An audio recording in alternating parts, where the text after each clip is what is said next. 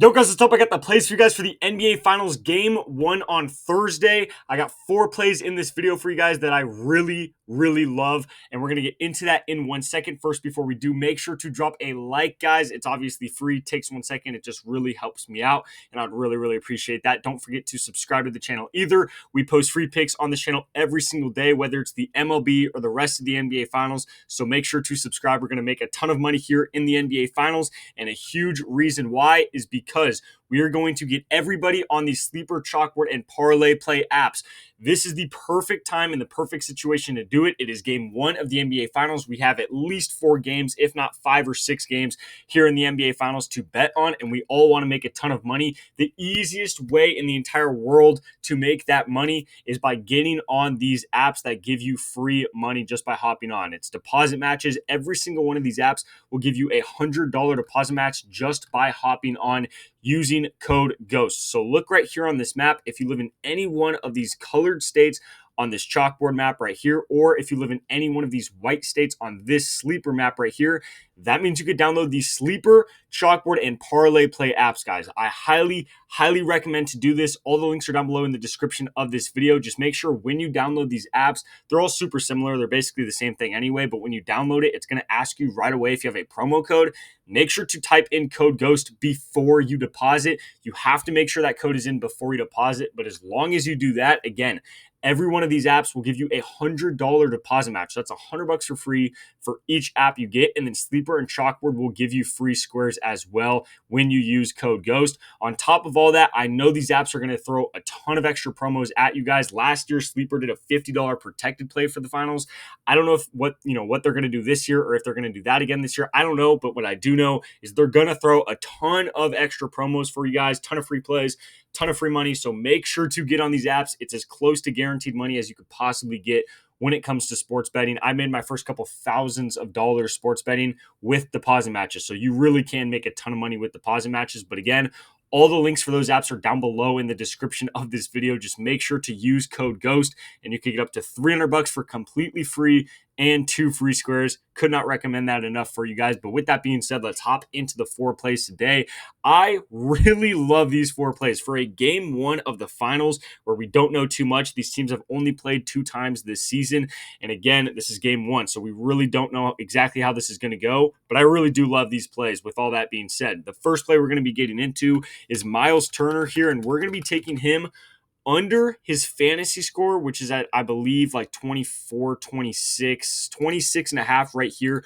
We're taking under on his fantasy score at 26 and a half. So you can see what he did last series against the Knicks. He started out pretty strong and then started going really slow, not playing well towards the end of the series. He only had 23, 15, and 12 fantasy score. If you guys do not know much about OKC this year, they're legitimately one of the best defenses we have seen in the last few decades in the NBA, statistically speaking. And on top of that, they are specifically really good at defending the opposing centers. Last series against the Timberwolves, Julius Randle had a few good games, and he really plays more of the power forward position, but we can count him as a center. He had a few good games, but for the most part, he was getting clamped. Rudy Gobert in that series as well, he had one really good game. Other than that, he was getting clamped really bad. We took him under multiple times, and it hit every single time we took Rudy Gobert's under. So going into this series, we're going to be taking Miles Turner under a ton. We might not do it every game, but especially in a game 1 here when it's at OKC. Both these teams haven't played in a while. They're both probably going to start off pretty rusty. The game's probably going to start off pretty slow. So I don't hate a lot of unders in this game just because how slow I think the first half is going to end up being, just because these teams haven't played for, like a week or so now. But Miles Turner under 26 and a half, this line just seems way too high in general. Plus, the reason I really like it under 26 and a half, that fantasy score, if you guys don't know, the reason Rudy Gobert's fantasy score was sitting at around the same at 26 and a half is because he gets a ton of blocks. Miles Turner doesn't really get a lot of blocks. Every block is 3 fantasy scores. So for center's fantasy score, blocks is huge, and he really does not get that many. He probably might get 1 in this game. He may get 2 if he's lucky, but he'll probably only get like 1 block. And if he does, he's going to have to score the ball a ton. He's going to have to get a ton of rebounds, and he doesn't get a lot of rebounds anyway. And like I said, OKC's defense against centers is insane. So I don't think he's going to score a lot. I don't think the Pacers are going to score a lot. I think the Thunder are going to blow the Pacers out in this game, if I'm being honest. So Miles Turner under 26.5 fantasy score feels pretty safe. So I like that play a lot. The second play is going to be SGA over his assists at 7 right here. You can see what he's been doing in this playoffs. This line at 7 is way too low. Every time they give us 7, I'm probably going to take the over, 95% of the time. Throughout the playoffs, he's averaging over 7 assists a game anyway. Not to mention, he's played the Pacers twice this year. He went over this line in both of those games. The Pacers play at one of the fastest paces in the entire NBA. So there's a lot of possessions for both teams, a lot of up and down the court, a lot of fast breaks. And in a game like that, SGA should get even more assists than he normally does. And again, he's already averaging over this line anyway. Again, he's gone over this line both times he's played the Pacers so far this season. If you look at what the Pacers were doing against the Knicks in last series, Jalen Brunson, who doesn't normally get a ton of assists anyway, was getting a ton of assists in that series just because how fast the Pacers play.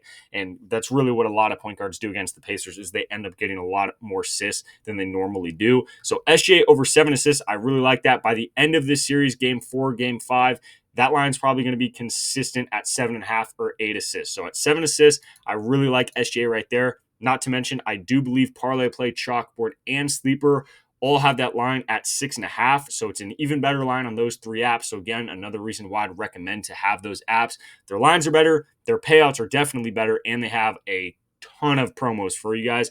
But just wanted to mention that, wanted to throw that out, that line is better on those 3 apps. The third play we have is going to be Tyrese Halliburton. And like I said, I think this game's going to start pretty slow. I think the Pacers are going to get blown out in this game. Because of all that, we're taking Halliburton under 9 assists. I think it correlates with Miles Turner as well. If Miles Turner's having a bad game, probably means Halliburton's going to get a few less assists because he does get, like 2 or 3 assists a game to Miles Turner, especially when he's knocking down the 3 ball. So in this game, if Miles Turner's playing bad, more than likely Halliburton's not getting a ton of assists. I really think the Pacers offense, I don't want to say they're going to do horrible. I just don't think they're going to do as good as they normally would. 9 assists is not a high line for Halliburton, but it's up there. Normally we'll see him around 9 or 10. So it's not super low. I think they should have bumped this down to 8 or 8.5. So at 9, I definitely like the under. You can see last series against the Knicks, he was kind of inconsistent. Every other game kind of thing. He had one game with 7 assists, one game with 6 assists.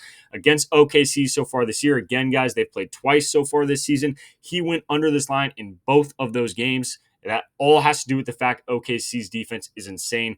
If they have to double team him, they will double team him. Lou Dort's going to be on him for most of the series, and he is a fantastic defender. I have a sneaking suspicion that Tyrese Halliburton is going to have to play off the ball more than he normally would, and if he does have to do that, obviously that's going to mean he gets less assists. So at 9, I really like the under there for Tyrese Halliburton, especially because I'm betting on the fact that Pacers offense isn't going to be clicking all the way, especially since it is a road game for them playing at OKC. The fourth and final play we have is going to be Chet Holmgren, and we're just going to be playing a pretty safe play here just to finish out the 4-man, and we're going to be taking him over his points and rebounds, but we're going to be bumping down the line to a goblin at, I believe, 19.5 if I can find the play here. So points and rebounds, yeah, we're going to be taking him at 19.5 right here. Again, pretty safe play. He's gone over this line in almost every single game in the playoffs so far. I think he's only missed it 2, maybe 3 games in the playoffs. You could see what he did last series against Minnesota. Last series against Minnesota, I don't even think he hit his rebounds line once,